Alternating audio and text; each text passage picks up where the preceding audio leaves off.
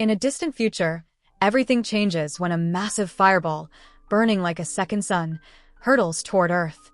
As it gets closer, life on the planet is thrown into chaos. The intense heat, deadly radiation, and a strange pull on gravity kill billions.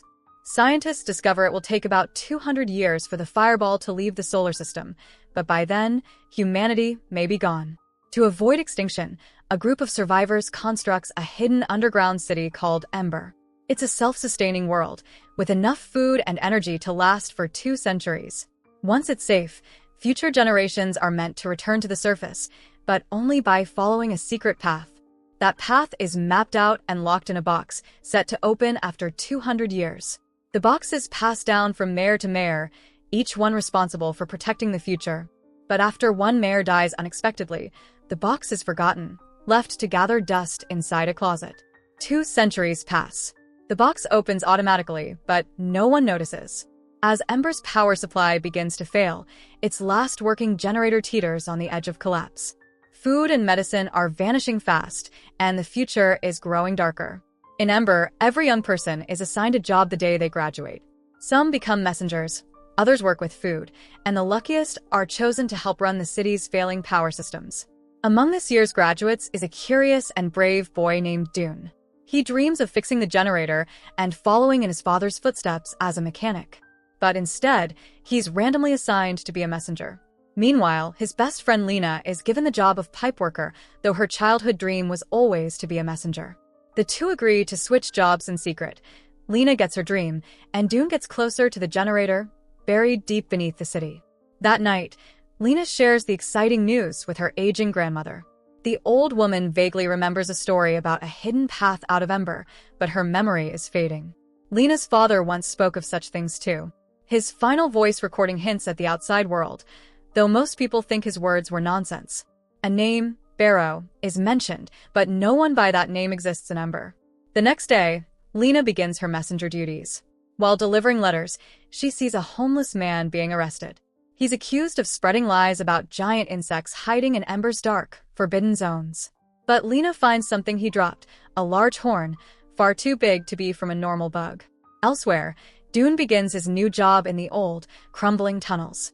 His supervisor, Saul, is a grizzled veteran of the pipes who believes nothing can save Ember now.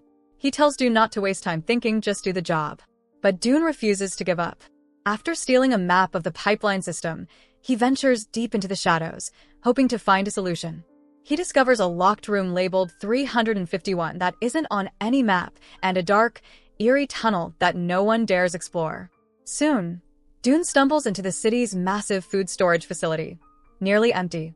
There, he's caught by Looper, the corrupt food guard rumored to have been stealing rations. That same night, the generator fails and the city is plunged into terrifying darkness. Engineers get it running again, but everyone knows it's just temporary. Back at home, Lena's grandmother frantically searches for a box in the closet.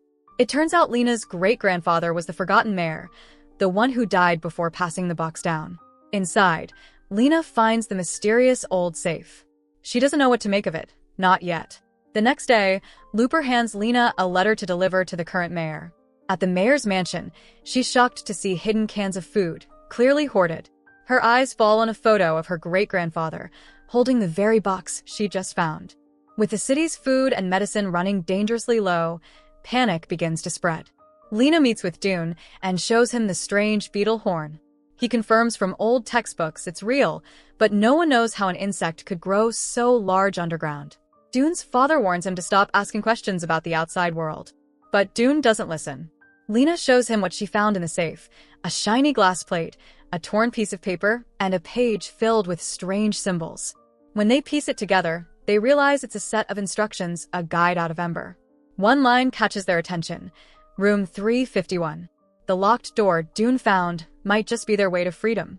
Dune and Lena sneak back into the tunnels to investigate the map's clues.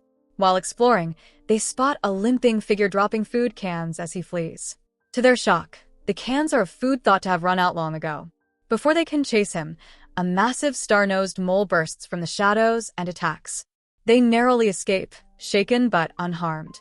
Later, Lena notices something haunting on Dune's helmet, her father's name etched into it. Dune reveals the truth. Her father drowned years ago while working on the city's pipelines. Distraught, Lena questions her aunt, who confirms that her father had been obsessed with finding an escape route. He discovered the shortest path out of Ember, but tragically died before completing his mission. As Lena processes the painful truth, she sees Looper limping down the street, the same limp as the man in the tunnels. Realizing the connection, she rushes to tell Dune. Together, they return to room 351 and unlock it, revealing a hidden chamber packed with food. The mayor had been secretly hoarding enough supplies to survive alone while the rest of the city starved. Rather than wake him, they quietly return to Lena's home. Listening again to her father's final recording, Dune recognizes the name Barrow as his own father. Rushing to confront him, Dune learns that Barrow and Lena's father had once been partners in the mission to escape Ember. But after losing friends in the process, Barrow gave up and kept it all hidden to protect Dune from the same fate. Though he understands, Dune is determined to finish what they started, with the box and the map as his guide.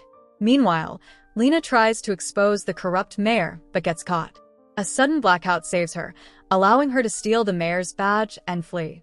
Now fugitives, she and Dune have nowhere else to go. Desperate, they use a special vehicle to reach the generator room. There, they use the badge and the glass piece from the box to form a unique key marked with the generator symbol, but it doesn't work as expected.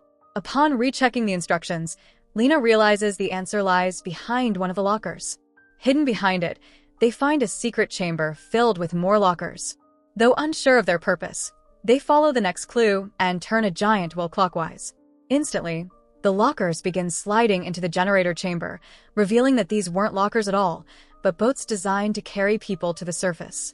But to activate the system, they must raise the water level and unlock the massive wheel blocking the river's flow. Inside the emergency control room, the mayor's badge finally works as a key. They pull the levers and water begins to rise, but not without consequences. The sudden pressure surge causes the city's lights to burn out and the already fragile pipelines to burst. Panic spreads as people fear the city is flooding. The mayor, selfish as ever, runs to his waterproof safe room, hoping to survive alone. But karma strikes quickly. He's ambushed and killed by the same monstrous mole that stalked Dune and Lena. Meanwhile, the wheel system jams until Sol, the grizzled old pipeline worker, arrives just in time.